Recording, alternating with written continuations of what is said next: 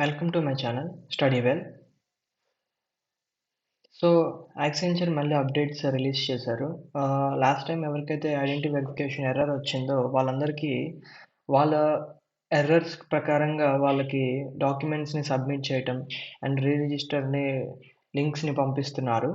So, in this case మీరు చూస్తే వీళ్ళకి పాన్ కార్డ్‌లో ఇచ్చిన నేమ్ అండ్ వాళ్ళు ఎంటర్ చేసిన నేమ్ 2 డిఫరెంట్‌గా ఉన్నాయి. సో, వాళ్ళని పాన్ కార్డ్‌లో యాజ్ ఇట్ ఈస్‌గా ఉన్నట్టుగా మీరు ఎంటర్ చేయండి అనే సెన్స్‌లో వీళ్ళు రిక్వెస్ట్ పెట్టి అండ్ అప్లికేషన్ లింక్ పంపించారు. సో, ఇది ఇలా వస్తున్నాయి. సో, సమ్ అదర్ ఫ్రెండ్స్‌కి ఎలా వస్తున్నాయంటే, వాళ్ళ పాన్ కార్డ్ నంబర్ తప్పుంటే, సో, వాళ్ళ పాన్ కార్డ్ నంబర్‌ని సరిచేసుకోండి. మీరు తప్పు పెట్టారని చెప్తున్నారు. డేట్ ఆఫ్ బర్త్ మిస్టేక్ ఉంటే డేట్ ఆఫ్ బర్త్ అని. సో, మీరు అందరికీ వాళ్ళు లింక్స్ అయితే షేర్ చేస్తున్నారు. వాళ్ళ మిస్టేక్స్‌ని రెక్టిఫై చేసుకోవడానికి. సో, యాక్సెంచర్ చూస్తే అందరికీ వాళ్ళ ప్రాబ్లమ్స్‌ని సాల్వ్ చేసుకోవడానికి సెకండ్ ఛాన్స్ ఇస్తుంది. సో, ఇదంతా ఫాస్ట్‌గా వాళ్ళు తీసుకోవటం చూస్తుంటే నాకు తెలిసి అన్నీ వెంటనే మెయిల్స్ వస్తాయి అందరికీ కూడా. So, please check your mail box.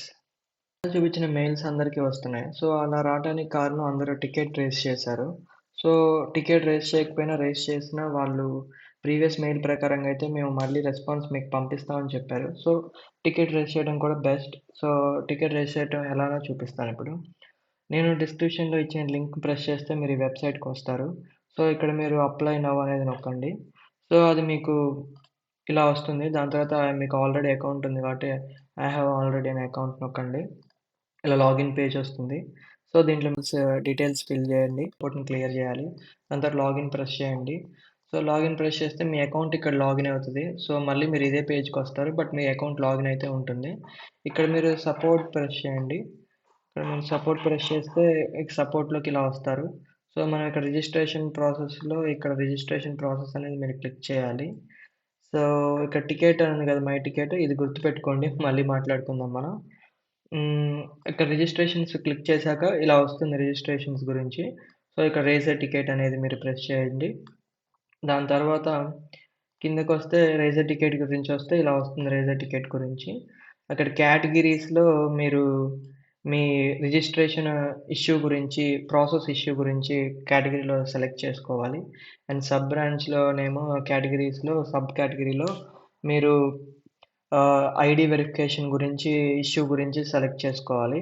And next ఇక్కడికొచ్చాక మీ సబ్జెక్టు అండ్ మీ ఈ డిస్క్రిప్షను ఈ 2 నేను కింద లింక్‌లో బయోలో ఇస్తాను. కింద డిస్క్రిప్షన్‌లో ఇస్తాను.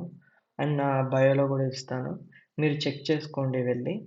దాని తర్వాత ఇక్కడ మీరు పాన్ కార్డ్‌ని అప్లై చేయండి. ఎందుకంటే పాన్ కార్డే మనం ఇచ్చిన డాక్యుమెంట్స్. సో, అదే మెయిన్ ఇంపార్టెంట్ కాబట్టి.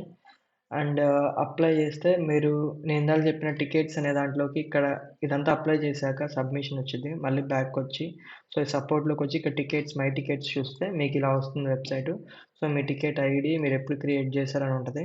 సో, ఈ పర్సన్‌ది క్లోజ్ అయిపోయింది. బట్ మీదిక్కడ ఉంటుంది వ్యూ డీటెయిల్స్ నొక్కితే ఇలా వ్యూ డీటెయిల్స్ ఏంటో చూపిస్తది. అప్పుడు మీరెళ్లి టికెట్ రైజ్ అయిందా లేదా అవ్వలేదనేది మీకు అర్థమవుతుంది. So, as soon as possible ఇది కంప్లీట్ చేయడానికి ట్రై చేయండి.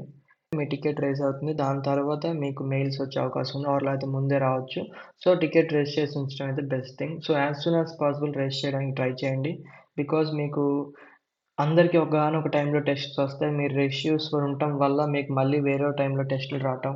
సో, వాళ్ళు ఫార్వర్డ్ అవ్వటం, మీరు బ్యాక్‌వర్డ్ అవ్వటం ఎందుకు ఈ ఇబ్బంది?